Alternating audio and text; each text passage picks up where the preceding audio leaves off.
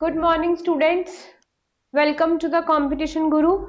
आज मैं आपको यूजीसी में मेरा सब्जेक्ट है एजुकेशन, उसकी जो फर्स्ट यूनिट है फिलॉसफी, उसका जो फिलॉसफी का जो पहला पार्ट है, जो पहला सेक्शन है ए सेक्शन, उसके अंदर जो हमारे इंडियन स्कूल्स ऑफ फिलॉसफी है, उसमें पहला जो टॉपिक है सांख्य।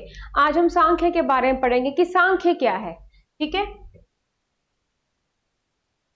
जैसे कि इसमें यूनिट पार्ट ए में मैंने लिखा हुआ है, यूनिट पार्ट ए में contribution of Indian schools of philosophy, Sankhya, yoga, Vedanta, Buddhism, Jainism. तो इसमें स्पेशल रेफरेंस टू विद्या, दयानंद दर्शन, ठीक है, and Islamic traditions towards educational AIIMS and methods of acquiring the valid knowledge. तो इसमें सबसे पहले आज हम जिसके बारे में पढ़ेंगे वो है सांख्य। सांख्य के बारे में आज हम पढ़ेंगे। सांख्य फिलॉसफी, सबसे बड़ी बात वो कहते हैं कि सांख्य फिलॉसफी क्या है। सांख्य के प्रपाउंडर कौन है? कपिल मुनि। कपिल मुनि कौन है? सांख्य के प्रपाउंडर थे कि दिस फिलॉसफी ऑफ एजुकेशन, इन्होंने सांख्य फिलॉसफी दी थी कपिल मुनि ने, और इन्होंने एक बुक भी लिखी थी। इन्होंने सांख्य का मीनिंग बताया था। सांख्य मीन्स नंबर, सांख्य मीन्स नंबर, मीन्स संख्या, ठीक है, और सांख्य इसी को बोला गया। और कपिल मुनि, सांख्य को देने वाला कौन था? कपिल मुनि। और कपिल मुनि ने एक बुक लिखी थी अपनी, जिसका नाम था सांख्य करिका। सांख्य करिका, ये बुक का नाम था। तो कपिल मुनि propounded this philosophy of education, and this philosophy does not mention anything about the creator of universe। ठीक है, सांख्य, यहाँ पे सांख्य है, explain the ultimate reality as made up of two independent realities, Purush and Prakriti. Samkhya ने बोला था, जो सांख्य फिलॉसफी है जो कपिल मुनि ने दी है, उन्होंने बोला था कि जो ये प्रकृति है, ये जो सांख्य, जो अल्टीमेट रियलिटी क्या है, उसके अंदर अल्टीमेट रियलिटी जो कि दो चीजों से बनी है, एक पुरुष और एक प्रकृति से। पुरुष मतलब मैन, प्रकृति मीन्स फीमेल, कि पुरुष और प्रकृति से ही जो ये पृथ्वी है, जो ये संसार है, इसका सृजन हुआ है। पुरुष और प्रकृति के मिलने से इस जो पूरी संसार है, इसका क्या हो गया? सृजन हुआ है। तो Purush is explained as a pure consciousness and Prakriti is as non consciousness. उन्होंने बोला जो प्रकृति है इज नॉन कॉन्शियस है, और जो पुरुष है वो कॉन्शियस है, मीन्स वो चेतन है। ठीक है, and which takes a form and changes the over time when Purusha acts upon it. जैसे कि इसमें है, इसमें उन्होंने बोला कि कपिल मुनि ने शिक्षा के इस दर्शन को प्रतिपादित किया। इस दर्शन में उन्होंने ब्रह्मांड को बनाने वाला क्रिएटर, उसके बारे में बताया, उसके बारे में उल्लेख नहीं करा उन्होंने कि इस ब्रह्मांड को बनाने वाला कौन है, उसके बारे में नहीं बताया, बल्कि उन्होंने दो ऐसे इंडिपेंडेंट रियलिटीज के बारे में बात करी जो थी पुरुष और प्रकृति। प्रकृति से बना परम वास्तविकता की व्याख्या करी। पुरुष को शुद्ध चेतनता के रूप में समझाया गया कि पुरुष क्या है, शुद्ध चेतना के रूप में उसे बताया गया, और प्रकृति को गैर चेतना के रूप में बताया गया, और समय के साथ जो बदलती रहती है, और जब पुरुष उस पर कार्य करता है। तो इसमें नेक्स्ट है आगे, the philosophy of education is called the dualistic. और इसी की फिलॉसफी को, इनकी जो सांख्य फिलॉसफी है, उसको क्या बोला जाता है? That is a dualistic philosophy. Dualistic, इसमें जो पुरुष होगा, आपको ऐसे याद रखना है, जो पुरुष है वो कॉन्शियस है, ठीक है, और जो प्रकृति है वो क्या है? अनकॉन्शियस है या नॉन कॉन्शियस है, जिसे आप कह सकते हो। ठीक है,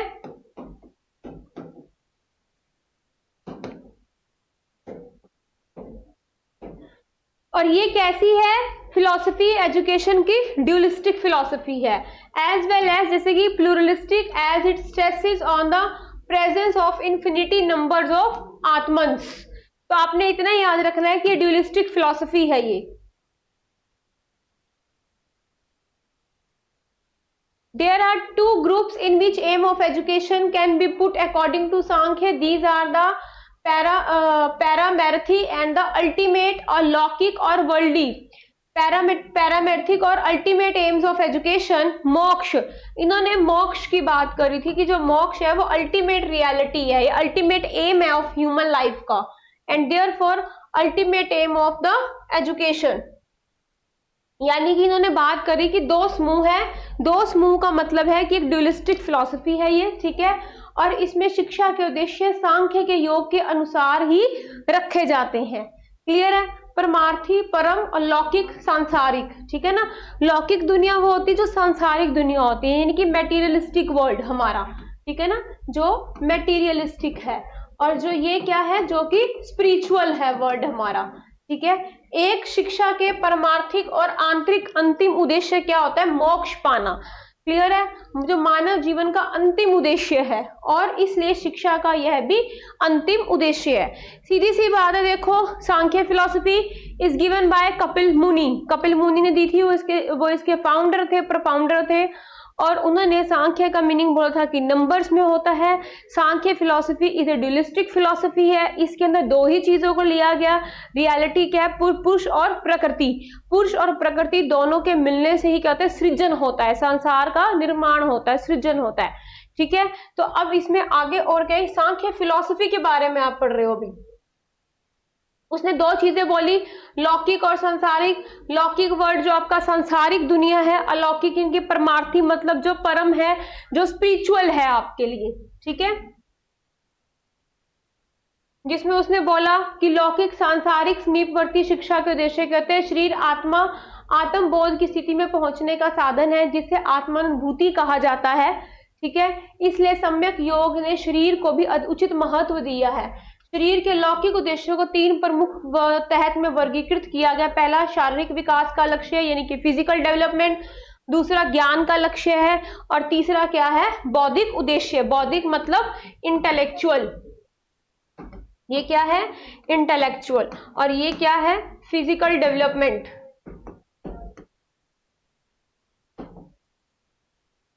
ठीक है।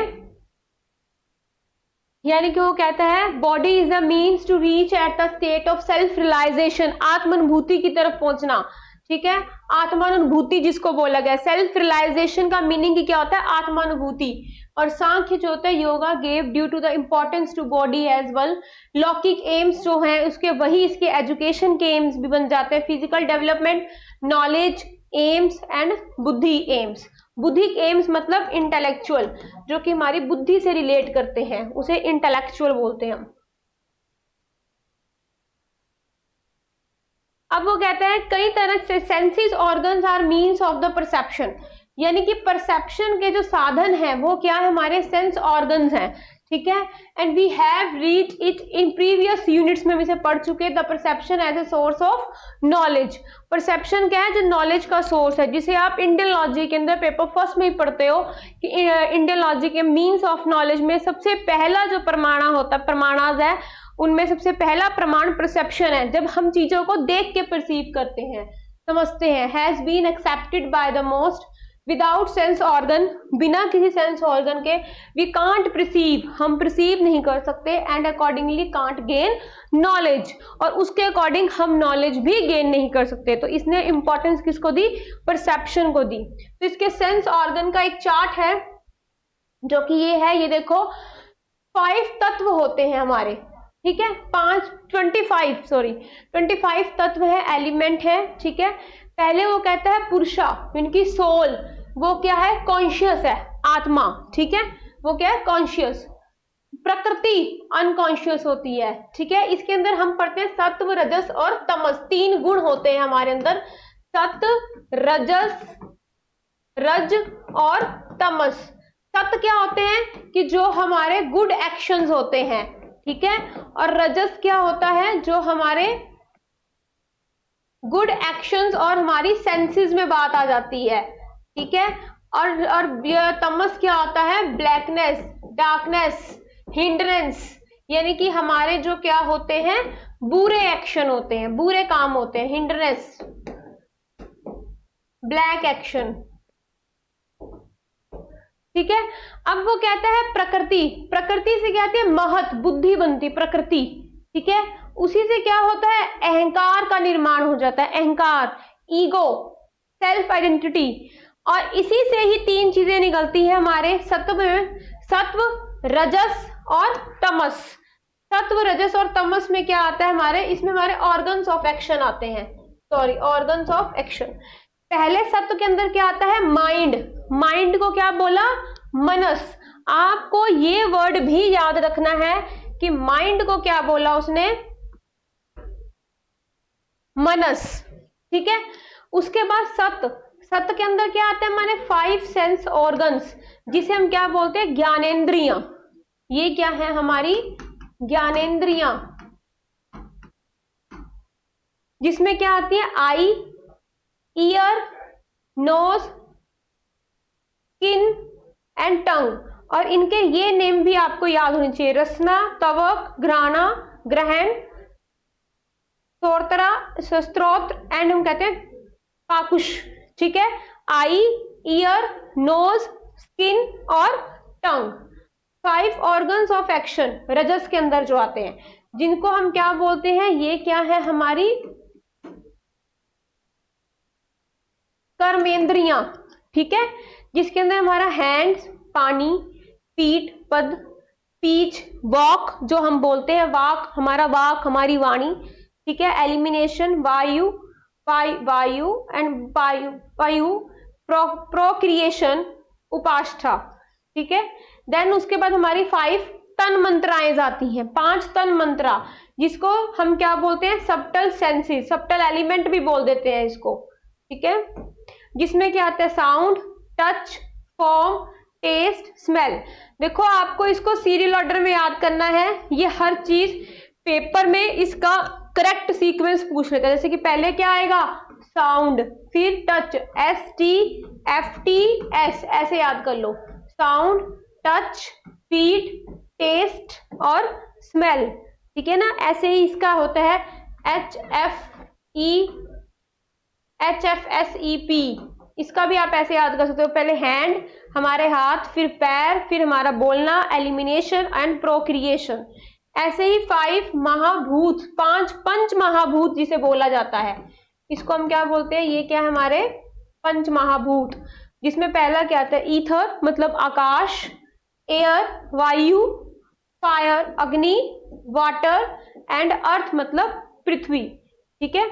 तो ये जो सारे हैं ये 25 तत्व हैं हमारे, ठीक है।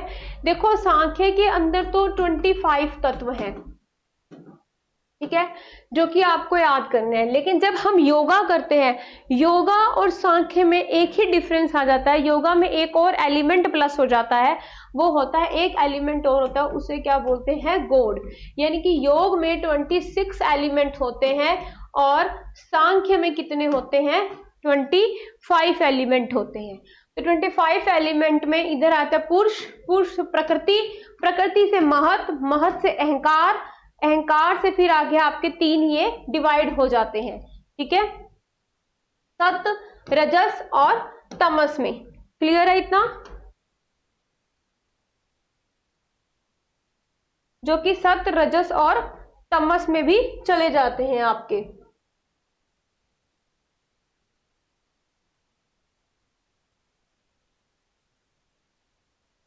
नेक्स्ट इसके बाद ये तो सारा मैंने आपको करा दिया जो कि था सांख्य फिलॉसफी के अंदर, ये थी आपकी सांख्य फिलॉसफी। क्लियर है। ऐसे ही आपकी आगे आती है योगा फिलॉसफी, जो आप पढ़ोगे, ठीक है, योगा के बारे में आप पढ़ते हो, ठीक है, दयानंद के बारे में आप पढ़ोगे, दयानंद जी के बारे में, ठीक है।